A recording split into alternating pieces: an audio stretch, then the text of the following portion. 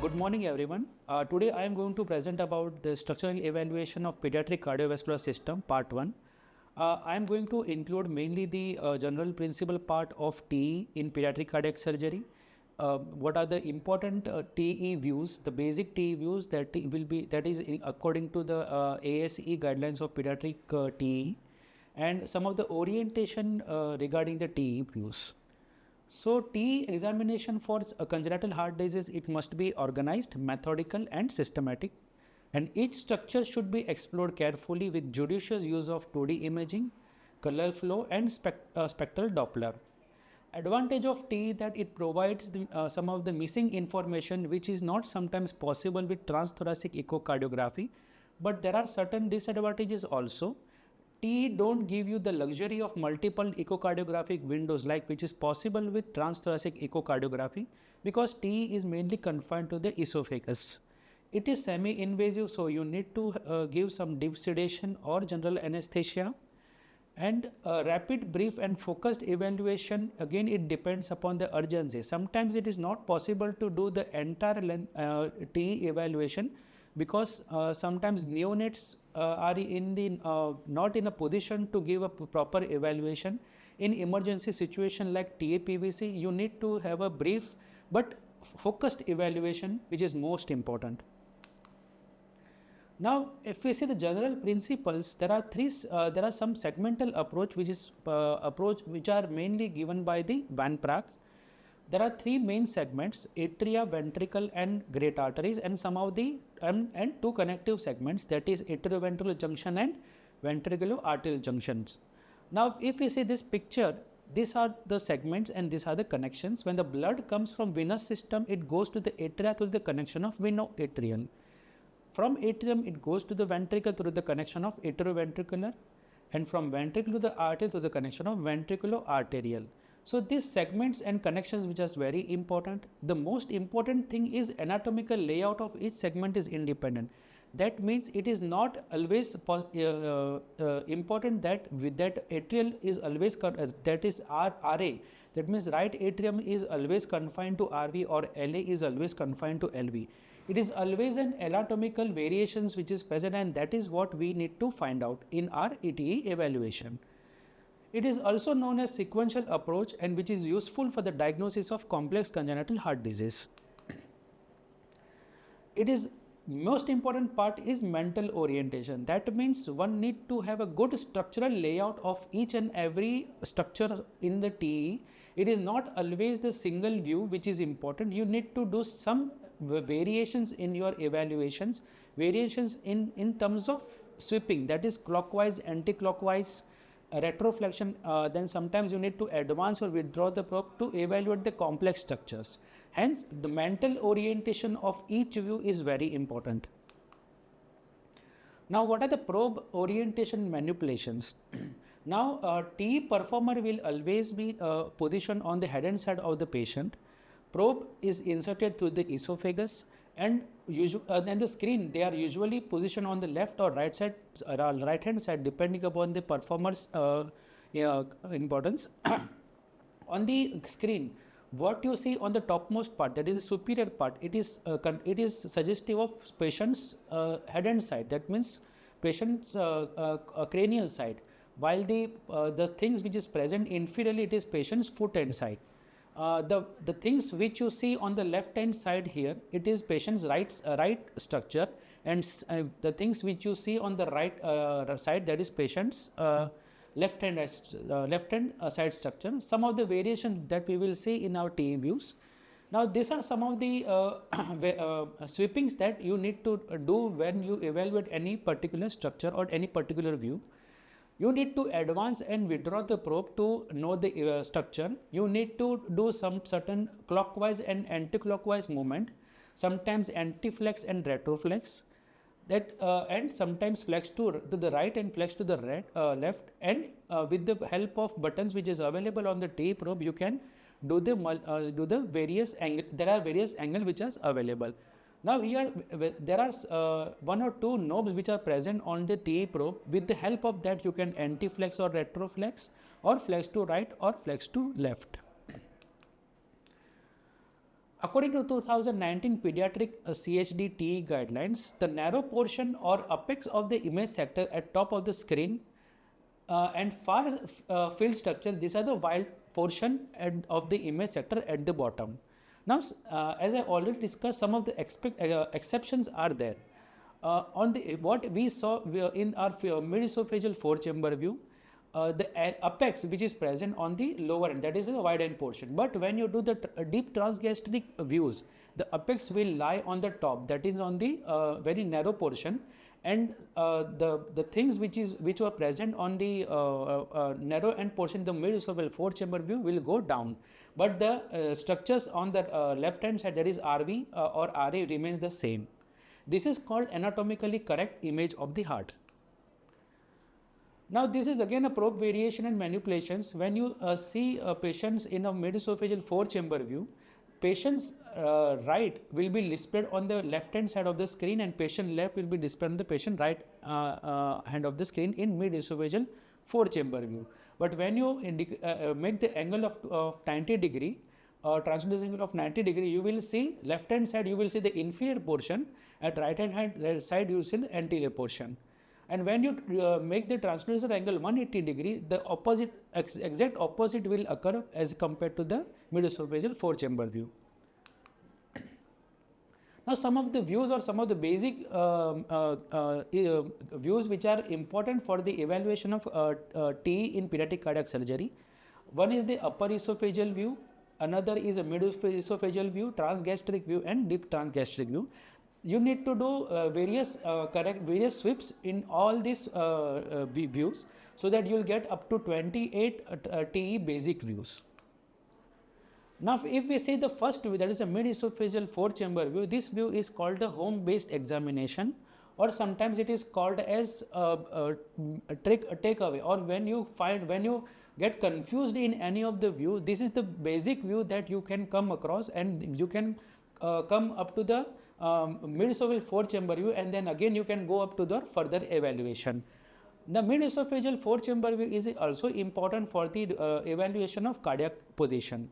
If the apex is on the left hand side, this is called as levocardia, or when the apex is on the right hand side, it is called as dextrocardia, and when the apex is on the middle part, this is called as mesocardia. This mid-esophageal four-chamber view is also important for the evaluation of, that is something called as visceroatrial situs. That is what we see in the situs solitus, situs inversus, and situs ambiguous. What is situs solitus? That is when the RA, morphological RA, is on the right side of the morphological LA. This is situs solitus. When the morphological RA is on the left side as compared to the morphological LA, it is called as situs inversus. And whenever there is a heterotaxy, that is called as situs ambiguous. This mid-esophageal four-chamber view will give you the same. In this structure, when you advance the probe, further advance the probe, you will see the coronary sinus. Coronary sinus is the most posterior and inferior part of the heart, and for that you need to sometimes retroflex the probe, then only you can see the coronary sinus. When you withdraw probe from the mid-esophageal four-chamber, we will see the mid-esophageal five-chamber view. In what is important mid-esophageal five-chamber view, you will see extra structure, that is the aorta and LVOT and aortic valve. This is important for the evaluation of a gradient across aortic valve. Then there is a mid-esophageal mitral view, where you can see the papillary muscles and chordae tendineae. This is again important for the evaluation of papillary muscles, like sometimes in pediatric you will see the parachute mitral valve. This is mid-esophageal four-chamber view. When you take the angle of translucent angle up to 80 to 100, you will see the coronary sinus here, and in mitral valve, that is P2, A3, A2 and A1 in this view. Then mid-esophageal long axis view. In this view, you can make this view from mid-esophageal five-chamber view by increasing the translucent angle to 120 to 140, and here again you will see the LVOT, aortic valve and some part of the ascending aorta. Then mid-esophageal aortic long axis view. Again, for this view you need to withdraw probe slightly, so then you can see the some extra part of the ascending aorta. This part is important for any evaluation of dilatation of aorta. Then mid-esophageal ascending aortic long axis view. For this view, you need to again further withdraw the probe, and here you can see the aortic, ascending aorta and RPA.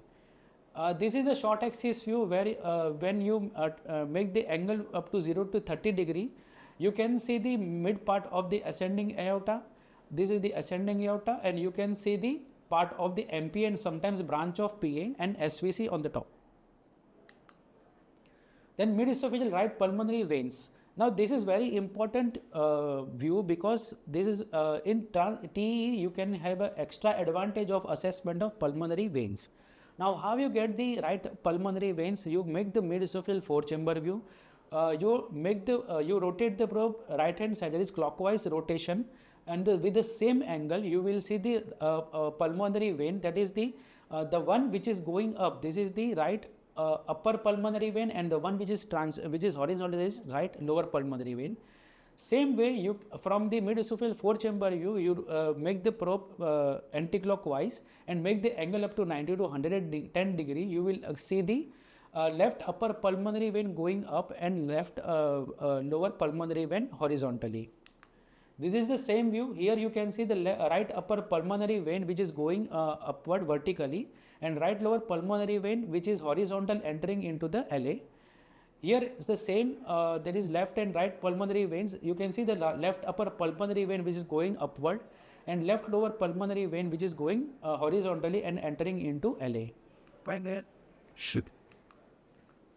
Then the mid-esophageal LA appendage view. This is again important view to assess the any presence of LA clot is there or not.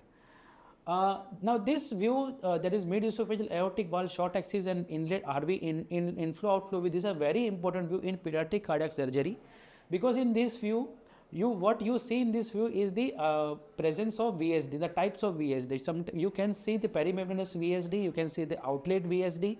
Sometimes you can see the prolapse of the tricuspid valve because of the presence of VSD. Now RV inflow out view, you can see again the same the VSD, but important in additional information you get in this is the presence of pulmonary stenosis or any infundibular mass or any supra pulmonary mass. This is important for the evaluation of TOF. This is mid-esophageal modified bicaval view. Here you can see the RV and tricuspid valve. This is coronary sinus and interatrial septum, and this is LA. Again, this is important for the evaluation of this both mid-esophageal bicaval and modified bicaval for the evaluation of SVC type of ASD. This is the transgastric IVC hepatic vein. For this view, in a mid-esophageal 4-chamber view, you further advance the probe, make the angle of 80 to 100 degree, and you can see the hepatic vein. Here you can see the Eustachian valve, and you can also do the dimensions, take the dimensions of IVC.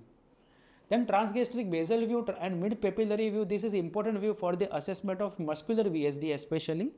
And also in this basal view, you can assess the mitral valve also. This is the characteristic fish mouth appearance of the mitral valve.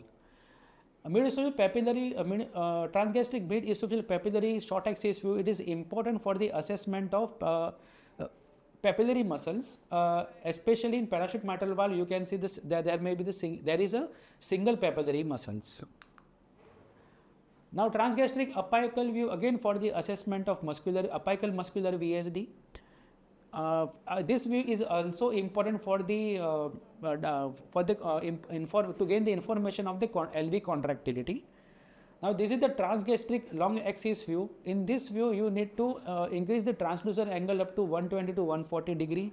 This view is again important for the assessment of to take the gradient of the aortic valve, and also assessment of the aortic valve and sometimes presence of the membrane across just below the aortic valve. That is the SAM. Now this is the transgastric 5-chamber view. Again, this view is important for the take the gradient across the aortic valve. When you rotate the from this way, when you make the probe clockwise, you get the deep transgastric RVOT. Now this view is important for the again assessment of the pulmonary wall, the RVOT gradient, to take the RVOT gradient in the pediatric patient, and to also see the whether there is any muscle chunk which is present post-operatively remain is there or not. This is transgastric atrial septal view, where here again you can see the if there is a presence of PA4, or also you can assess the SVC type of or IVC type of ASD. Now upper esophageal view, these views are again very important. When you withdraw the probe from the mid esophageal 4-chamber view, you get this structure, that is aorta. This is the aorta and arch, sometimes the arch of aorta. And from this, when you increase the transducer angle from 70 to 90 degree, you get the you get the structure of this is the MPA, this is the MPA, this is the pulmonary wall. Here you can see the aortic arch, and here is this is the innominate vein. This is the upper esophageal PA view. This is again for the assessment of MPA, LPA, branch PA. This is basically for the assessment of branch PA. But this view sometimes is very difficult to gain into the TE because of the presence of bronchus. Now, some of the aortic views like descending aortic short axis and long axis view, this view are especially important in reduced surgeries where we need to go on the peripheral bypass. And they cannulate the aortic, cannulate the femoral artery. So in that, when they introduce the guide wire, that time you need to assess the guide wire into this view. So how you get the view? You make the mid esophageal 4-chamber view, rotate to clockwise up to 90 degree, and you get the descending aortic short axis view. From this view, if you make the transducer angle up to 90 to 100 degree, you get the descending aortic long axis view. So in nutshell, congenital heart disease evaluation, it should always be a structure based and it should not be view based. You need to have a good evaluation or proper mental orientation for the evaluation, and one should always keep in mind that these all views which we discussed previously, these are all reference points. You will not get all the views in a same way. You need to do some sweeps which I already discussed, like anti-flexion and retroflexion. Sometimes you need to increase the multiplane angle further so that you can get the proper cardiac structures. Some variations will be expected to diagnose the congenital heart disease, and as I already discussed, mental orientation is always important for each T views during examination of congenital heart disease. Thank you.